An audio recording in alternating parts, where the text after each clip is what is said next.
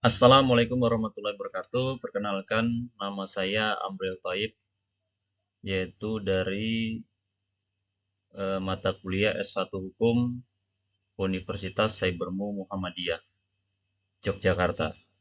Dalam hal ini, kita akan coba mengkaji tentang masalah hukum diplomatik dan konsuler terhadap perkembangan teknologi dan globalisasi. Latar yang melatar belakangi yaitu perkembangan teknologi informasi dan komunikasi itu telah mengubah pola hubungan internasional diplomasi, tidak lagi terbatas pada pertemuan tatap muka, melainkan juga melalui media digital. Globalisasi mempercepat interaksi antar negara, sehingga peran hukum diplomatik dan konsuler semakin kompleks. Yaitu dengan perkembangan teknologi yang sekarang ini semakin maju, itu hubungan internasional dengan cara diplomasi itu tidak hanya sebatas tatap muka, yaitu adanya media digital dan elektronik yang sudah semakin maju. Kemudian globalisasi telah mempercepat hubungan antar negara. Kemajuan teknologi mengubah pola komunikasi dan diplomasi internasional. Pola pikirnya itu sudah berubah dengan tidak hanya sebatas tatap mata, tapi dengan kemajuan teknologi komunikasinya itu sudah semakin maju. Perwakilan diplomatik dan konsuler dituntut untuk beradaptasi dengan perkembangan digital, harus mengikuti dengan perkembangan digital. Hukum diplomatik dan konsuler perlu menjawab tantangan baru yang muncul akibat globalisasi dan teknologi. Rumusan masalah, nah ini bagaimana pengaruh globalisasi terhadap hukum diplomatik dan konsuler. Pengaruhnya seperti apa dengan adanya globalisasi terhadap hukum diplomatik dan konsuler. Kemudian implikasi global terhadap perlindungan hukum bagi diplomat dan konsuler. Bagaimana hukum internasional menyesuaikan diri dengan perubahan. Nah, sebelum kita memasuki poinnya, kita harus mengetahui tentang pengertian hukum diplomatik, konsuler, globalisasi, dan diplomasi digital. Hukum diplomatik adalah seperangkat aturan hukum internasional yang mengatur hubungan diplomatik antar negara. Yang diatur termasuk hak, kewajiban, hak istimewa, dan kekebalan para diplomat. Dasar hukumnya adalah Konvensi Wina tahun 1961 tentang hubungan diplomatik. Kemudian untuk hukum konsuler itu sendiri, itu adalah hukum internasional. Merupakan aturan hukum internasional yang mengatur hubungan konsuler antar negara, termasuk fungsi perlindungan warga negara di luar negeri. Dasar hukumnya adalah Konvensi Wina tahun 1963 tentang hubungan konsuler. Kemudian kita menginjak masalah globalisasi. Ada hubungannya dengan globalisasi ini sehingga mempengaruhi pada hukum diplomatik dan konsuler. Globalisasi itu sendiri merupakan proses meningkatnya keterhubungan dan ketergantungan antar negara yang dipengaruhi oleh perkembangan teknologi perdagangan internasional serta mobilitas manusia dan informasi. Kemudian diplomasi secara digital, yaitu penggunaan teknologi informasi di media digital, yaitu bagi negara untuk mencapai tujuan diplomatik, memperluas komunikasi internasional dan membangun citra negara. Nah, ini hubungannya bahwasannya dengan diplomasi digital, teknologi informasi itu semakin bisa diterima oleh semua kalangan, termasuk para diplomat-diplomat yang ada di beberapa negara yang sudah sesuai dengan penempatannya. Kemudian dasar hukum yang sudah dijelaskan di atas tadi, yaitu tentang masalah Konvensi Wina 1961 tentang hubungan diplomatik. Salah satu ini pengertiannya adalah salah satu instrumen hukum internasional paling penting yang mengatur hubungan antar negara melalui perwakilan diplomatik. Konvensi ini menjadi dasar bagi praktek diplomasi modern dan memberikan kerangka hukum yang jelas mengenai hak, kewajiban, serta kekebalan diplomatik. Isinya yaitu pembukaan hubungan diplomatik, fungsi perwakilan diplomatik, kekebalan dan hak istimewa, persona non grata, dan perlindungan gedung kedutaan. Relevansi dengan teknologi dan globalisasinya yaitu diplomasi digital, keamanan cyber, globalisasi. Jadi dalam Konvensi Wina 1961 itu bahwa instrumen hukum internasional yang paling penting mengatur hubungan antar negara melalui perwakilan diplomatiknya di negaranya masing-masing. Kemudian salah satu dasar hukumnya yaitu Konvensi Wina 1963 tentang hubungan konsuler adalah instrumen hukum internasional yang melengkapi Konvensi Wina 1961. Jika di Konvensi Wina 1961 mengatur tentang diplomatik, kalau di Konvensi Wina 1963 itu fokus pada hubungan konsuler, yaitu perwakilan resmi yang bertugas melindungi kepentingan warga negara di luar negeri yang mendukung hubungan antar negara bidang non-politik. Kalau masalah Konvensi Wina 1961 tentang hubungan diplomatik yaitu instrumen hukum internasional yang mengatur antar negara, sedangkan hubungan konsuler ini adalah mengatur hubungan diplomatik kepentingan negara yang ada di luar negeri. Globalisasi dan pengaruhnya. Adanya globalisasi dan pengaruhnya. Globalisasi itu sendiri proses meningkatnya interaksi dan keterhubungan antar negara dalam bidang politik, ekonomi, sosial, budaya, dan teknologi. Ketahuilah bahwa karena dunia yang semakin terhubung menuntut adanya adaptasi hukum dan peran perwakilan negara. Saya ulang, proses meningkatnya interaksi dan keterhubungan antar negara dalam bidang politik, ekonomi, sosial, budaya, dan teknologi. Ketahuilah, globalisasi membawa pengaruh besar terhadap praktek diplomatik dan konsuler. Jadi globalisasi itu sangat mempengaruhi sendiri dalam hukum konsuler atau diplomatik. Dengan dunia yang semakin terhubung menuntut adaptasi hukum dan peran perwakilan negara. Dampak dari globalisasi terhadap diplomasi dan konsuler, hubungan internasional itu semakin intensif. Globalisasi mempercepat interaksi antar negara, yaitu melalui perdagangan, politik, dan budaya, sehingga diplomasi menjadi lebih dinamis. Dampak yang kedua, meningkatnya kebutuhan kerjasama antar negara. Negara lebih sering terlibat dalam forum internasional seperti PBB, WTO, dan ASEAN untuk menyelesaikan isu global. Karena dampak globalisasi ini sangat mempengaruhi pada kebutuhan kerjasama antar negara. Bertambahnya mobilitas manusia dan informasi, teknologi memperluas diplomasi ke ranah digital, yaitu termasuk konferensi virtual, media sosial, dan komunikasi elektronik. Jadi konferensi virtual itu secara elektronik, yaitu lewat media sosial atau melalui Zoom dan lain sebagainya. Kemudian perlindungan warga negara. Yang globalisasi adanya perlindungan warga negara, pelayanan konsuler digital, evakuasi dan krisis global, dan keamanan data. Jadi dampaknya dengan globalisasi ini banyak sekali. Oke, perkembangan teknologi dalam diplomasi dan konsuler. Perkembangan teknologi telah memberikan pengaruh besar terhadap praktek diplomatik dan konsuler. Baik dalam tata cara berkomunikasi, melindungi warga negara, maupun menjaga kepentingan negara di era globalisasi. Perubahan yang terjadi dengan teknologi dalam diplomasi, perkembangan teknologi dan diplomasi konsuler, perubahan yang terjadi yaitu media sosial dilibatkan secara diplomatik, yaitu menggunakan media sosial untuk menyampaikan pesan politik, membangun citra negara, dan merespon isu global secara cepat. Kemudian diplomasi digital diplomasi.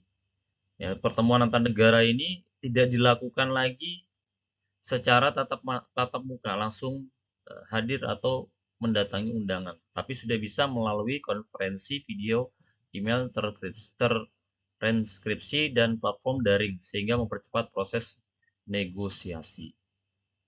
Nah, ini. Kemudian komunikasi diplomatik elektronik, pelayanan konsuler online, pengurusan paspor, visa, dan dokumen resmi kini dapat dilakukan secara daring, memudahkan warga negara di luar negeri. Sistem informasi warga negara konsuler menggunakan database digital untuk memantau dan melindungi warga negara yang berada di luar negeri. Jadi informasi warga negara konsuler itu sudah bisa menggunakan database digital untuk memantau dan melindungi warga negara yang berada di luar negeri. Jadi dia sudah punya database. Evakuasi digital, teknologi komunikasi memungkinkan konsuler mengkoordinasikan evakuasi warga negara saat terjadi konflik dan bencana. Evakuasi digital. Teknologi komunikasi memungkinkan konselor mengkoordinasikan evakuasi warga negara saat terjadi konflik atau bencana. Perlindungan data pribadi, konselor harus menjaga keamanan data warga negara dari ancaman cyber, terutama dalam sistem pelayanan digital. Ini tugasnya adalah konselor. Tujuannya adalah konselor dalam praktek dalam diplomatik secara elektronik. Jadi punya dasar yaitu bahwa dia punya data. Ya, dengan melindungi data pribadi warga negara. Dampak positifnya, komunikasi dengan sistem elektronik digital akan lebih cepat. Efisiensi biaya, ini dilihat dari efisiensi biaya yaitu yang biasanya diadakan diplomatik secara undangan, yaitu dengan undangan mendatangi, sekarang dengan secara digital elektronik itu sudah bisa dilakukan secara online. Efisiensi pembiayaan lebih murah.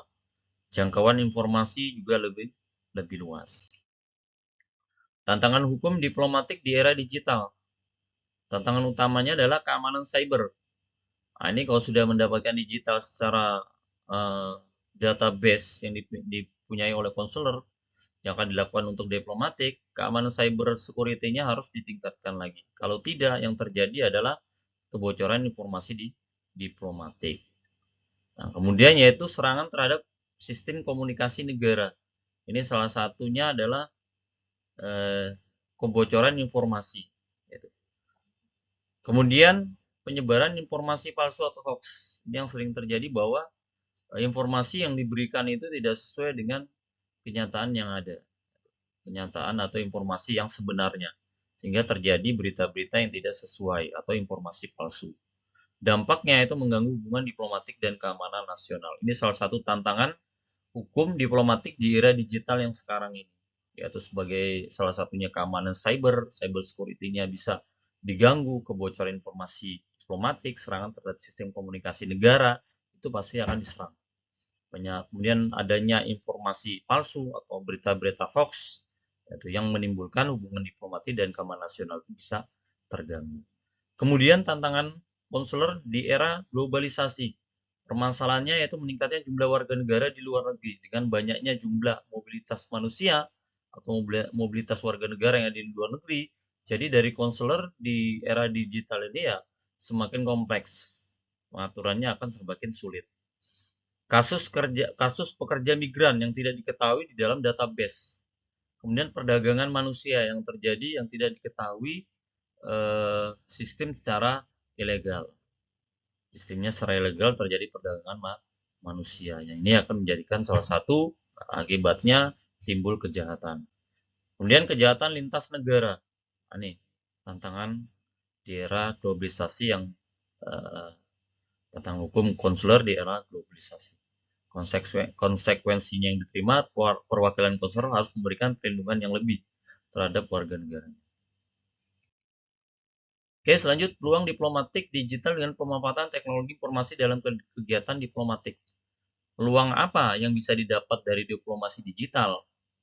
Nah, dengan pemanfaatan teknologi informasi dalam kegiatan diplomatik, yaitu meningkatnya citra negara. Negara itu akan dikenal oleh negara lain. Bahwasannya negara sesuatu negara itu sudah bisa memanfaatkan globalisasi dengan beberapa informasi di digital. Kemudian mempercepat komunikasi internasional. Dengan digitalisasi di zaman globalisasi, komunikasi internasional di antar negara itu akan lebih cepat. Informasi akan lebih cepat diterima. Kemudian memperluas diplomasi publik, memperkuat kerjasama global. Sebagai contoh, akun media sosial resmi Kementerian Luar Negeri dan Kedutaan Besar itu akan memiliki akun media sosial resmi Kementerian Luar Negeri dan Kedutaan Besar. Itu ada akun media sosialnya. Itu fungsinya apa? Orang-orang yang berada di warga negara yang berada di luar negeri, yang di situ ada diplomatnya dan konselornya, akan melihat informasi-informasi apa saja yang bisa diterima. Informasi-informasi apa saja yang bisa diterima atau di-input. Kemudian peluang modernisasi layanan konselor. Sistem layanan sudah berbasis aplikasi. Pelayanan dokumen secara daring, pengaduan online warga negara itu bisa menggunakan salah satunya dengan aplikasi yang salah satu penyedia dari modernisasi layanan konselor itu. Pengaduan online warga negara bisa dilakukan juga dengan aplikasi. Kemudian sistem informasi perlindungan warga negara. Apa yang hasil yang bisa didapat adalah pelayanan lebih efektif dan responsif. Responsif itu ya lebih cepat diterima informasinya, lebih dapat diterima informasinya dan lebih cepat. Proses tanggap gitu. Kemudian studi kasus Indonesia dalam upaya pemerintah Indonesia.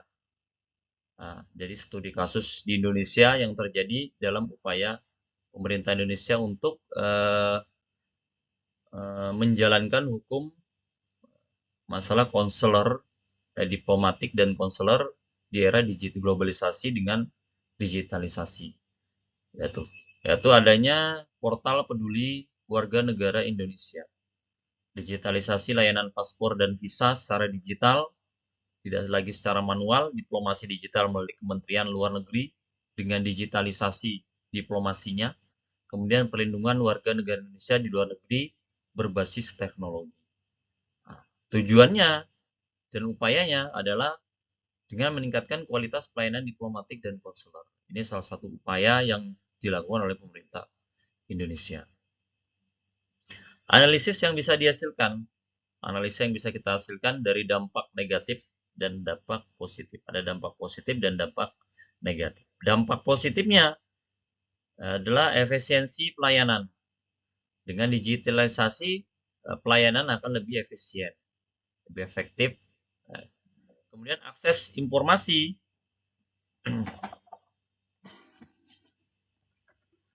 Akses informasi itu lebih cepat. Peningkatan kerjasama internasional, yaitu akses informasi lebih cepat, peningkatan kerjasama internasional. Kemudian dampak negatifnya, ancaman keamanan cyber. Ini yang seperti yang dijelaskan di atas tadi, setiap database atau data warga negara atau data elektronik yang disimpan, yaitu secara cyber safety, yaitu bisa juga menjadi ancaman keamanan cyber, bisa diganggu atau dibobol. Ini ancamannya karena dia sistem digitalisasi secara online yang bisa diakses oleh siapapun, itu tanpa pengamanan atau keamanan yang baik. Kemudian penyalahgunaan teknologi itu disalahgunakan, kebocoran data dan informasi ini yang mengakibatkan dengan kebocoran data dan informasi, dengan teknologi yang sudah ada, dengan digitalisasi yang sudah ada, akibatnya orang memanfaatkan untuk kejahatan. Ini yang bisa terjadi karena informasi data, kebocoran data dan informasi ini mengakibatkan orang bisa melakukan kejahatan, baik nasional ataupun internasional. Kesimpulan, globalisasi dan teknologi telah mengubah praktek diplomatik dan konsuler. Dengan globalisasi, teknologi itu mengubah praktek diplomatik dan konsuler, sistemnya secara elektronik, yaitu secara digital. Hukum diplomatik dan konsuler harus mampu beradaptasi dengan perkembangan digital. Teknologi memberikan peluang besar untuk meningkatkan efektivitas diplomasi dan layanan konsuler. Tantangan keamanan cyber dan perlindungan data memerlukan perhatian khusus dari negara-negara di dunia. Kemudian sarannya, memperkuat regulasi keamanan cyber. Ini kerjasama antar negara bisa sama-sama memperkuat regulasi keamanan cyber. Mengembangkan diplomasi digital secara berkelanjutan. Meningkatkan kapasitas diplomat dan konsul dalam bidang teknologi. Salah satunya kapasitasnya sebagai seorang diplomat dan konsul harus lebih ditingkatkan dengan mengikuti beberapa training atau pelatihan-pelatihan yang bisa meningkatkan kapasitasnya. bisa juga belajar dari apa informasi-informasi atau training-training yang ada sehingga untuk meningkatkan kompetensinya. Kemudian memperkuat kerjasama internasional dalam menghadapi tantangan global. Kerjasama internasional ditingkatkan dalam menghadapi tantangan globalisasi. Bisa disimpulkan bahwa perkembangan teknologi dan globalisasi bukan hanya tantangan, tetapi juga peluang untuk memperkuat peran hukum diplomatik dan konsuler dalam hubungan internasional. Jadi teknologi dan globalisasi itu bukan hanya menjadi tantangan, tapi peluang untuk memperkuat peran hukum diplomatik dan konsuler dalam hubungan internasional. Nah, mungkin itu yang bisa saya sampaikan dari kajian tentang masalah hukum diplomatik dan konsuler dalam menghadapi globalisasi dan era digital. Apa-apa yang bisa dilakukan, apa-apa yang bisa menghambat, dan apa-apa yang bisa dihasilkan dengan uh, elektronik digitalisasi di zaman globalisasi ini. Terima kasih. Demikian dari saya. Assalamualaikum warahmatullahi wabarakatuh.